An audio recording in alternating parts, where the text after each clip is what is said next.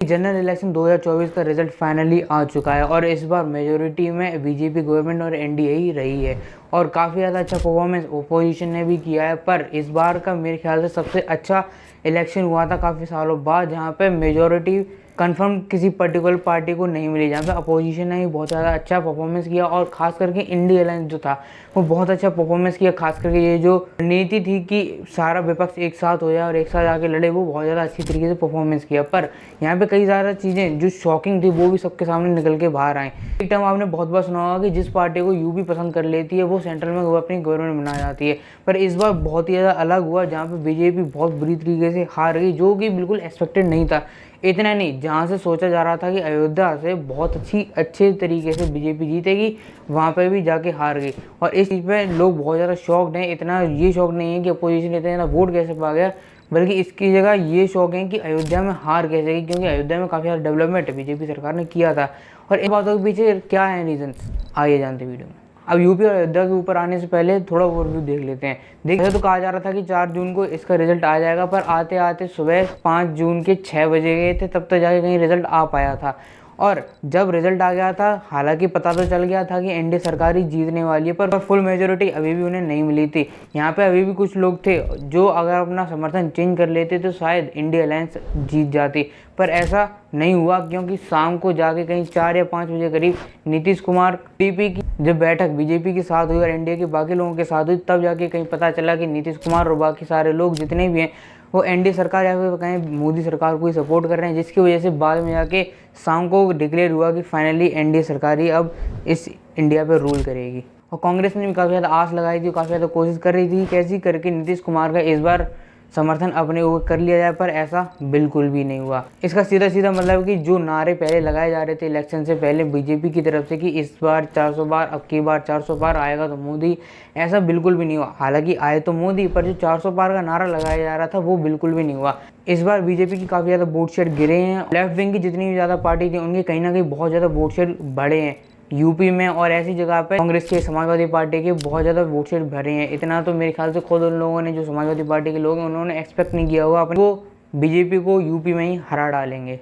अब इतना शॉकिंग यहाँ पे नहीं, दिल्ली में भी हुआ। देखिए आपको बहुत अच्छे से मालूम होगा कि इंडिया अलायंस को बनाने की सबसे पहली नींव जो थी वो अरविंद केजरीवाल ने रखी थी, और फिलहाल लिक्विड स्कैम के चलते हुए अरविंद केजरीवाल जेल में बैठे हुए हैं। और इसी की वजह से शायद और भी कुछ शायद वजह थी, जिसकी वजह से दिल्ली पे 7 की 7 सीट पे बीजेपी जीत गई और आम आदमी पार्टी का एक भी कैंडिडेट नहीं जीत पाया, जिसकी वजह से वहाँ पे वो हार गई। ये तो काफ़ी ज़्यादा शॉकिंग था, पर इससे थोड़ी और ज़्यादा शॉकिंग चीज़ पंजाब में देखने को मिली, जहाँ पे अमृतपाल सिंह, जो कि कुछ साल पहले एक मिलिटेंट था, एक टेररिस्ट के नाम पे जाना जा रहा था हमारे देश में, जिसको जेल में बंद कर दिया गया था, अपने आप को खालिस्तानी मानता था और प्रो खालिस्तानी नारे लगाया करता था, वो जेल में था और जेल में बैठे बैठे इंडिपेंडेंट होके वो लड़ा एमपी की सीट पे और फाइनली वो जीत भी गया। इतनी जिन बॉडीगार्ड्स ने इंदिरा गांधी जो फॉर्मर पीएम थी उनको मारा था, उनके भी बेटे जीत गए।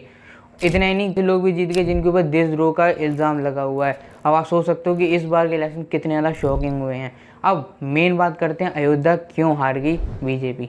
मेन बात करते हैं कि आखिर बीजेपी यूपी में और खास करके अयोध्या में कैसे हारी।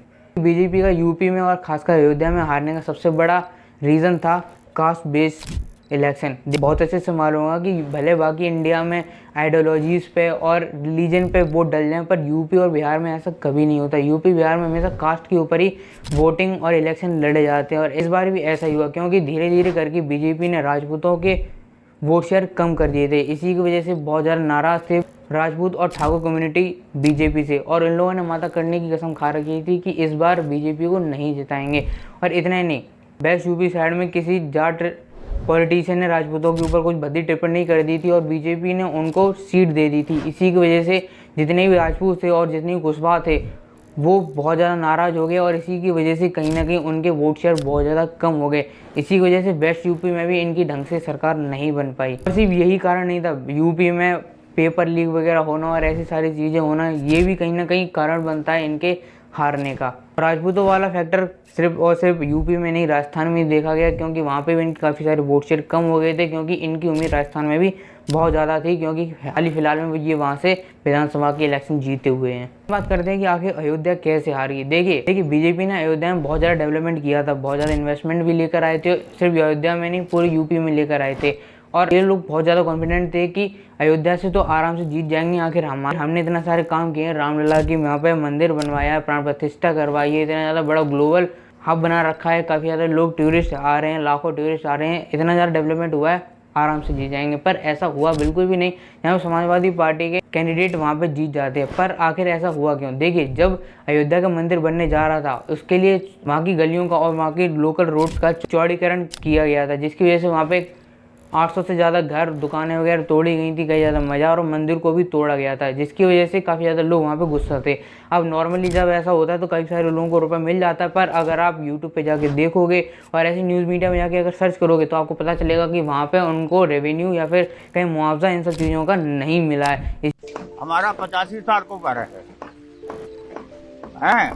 अब देखिए मकान टूट रहा हमारा। मंदिर खाली मंदिर दर्शन करने लिए इतना जनता के लिए नहीं बनवाए हैं कि इन सब को टिका देंगे। और हम लोग कहाँ चले जाएंगे? जब बाहर मंदिर टिका दो, यहाँ के लोग कहाँ चले जाएं? दुकान टूट गए अयोध्या के अंदर में, जो कि उनके बच्चे रहते थे, उनके परिवार भी रहते थे, और वो अयोध्या छिन्न भिन्न हो गया। बहुत मुसीबत झेल रहे बहुत कष्ट है। मंदिर तो बनने का हम लोग को नहीं कष्ट है, मंदिर बनवाए, लेकिन खेती बाड़ी सब कुछ तो ले ले रहे, किसी में नहीं कमाए खाए, सब ले रहे हैं, तो हम लोग कहाँ जाएंगे? इसी वजह से कई सारे लोग रो रहे थे, परेशान थे, कई सारे लोगों के घर छूट गए, कई सारे लोग थे वहाँ पे सैकड़ों सालों से रह रहे थे, जिनका घर बहुत ज़्यादा पुराना था, उनके भी घर तोड़ दिए गए और इसके बदले में उन्हें कुछ नहीं दिया गया। इसी वजह से बहुत ज़्यादा लोग वहाँ पे परेशान थे और बहुत ज़्यादा लोग गुस्से में थे, और यही कई कारण बन जाता है कि अयोध्या में ये लोग हार जाते हैं। पर बीजेपी की जो IT सेलियास हैं और जितने भी इनके सपोर्टर्स हैं, वो बस एक टैग लगा रहे हैं कि यूपी के हिंदूज हैं वो दोगले हैं और ऐसा सब है। देखिए, ऐसा सब नहीं है, ये क्लियर शब्द समझ लीजिए, यूपी में धर्म पे वोटिंग नहीं होती, कास्ट पे होती है और कामों पे होती है। और इतना ही नहीं, जितने भी कैंडिडेट भाजपा ने उतारे थे वो कहीं ना कहीं अपनी मर्जी से केंद्र सरकार ने उतारे थे। अगर मेरे ख्याल से अगर योगी सरकार के द्वारा और उनके मर्जी से उतारे जाते और इसकी अगुवाई खासकर योगी जी अपनी तरफ से करते तो शायद और ज़्यादा सीटें आ सकती थी। बाकी आपकी क्या राय है इस वीडियो पे मुझे कमेंट में ज़रूर बताना। अगर वीडियो अच्छी लगी तो वीडियो को लाइक कर देना।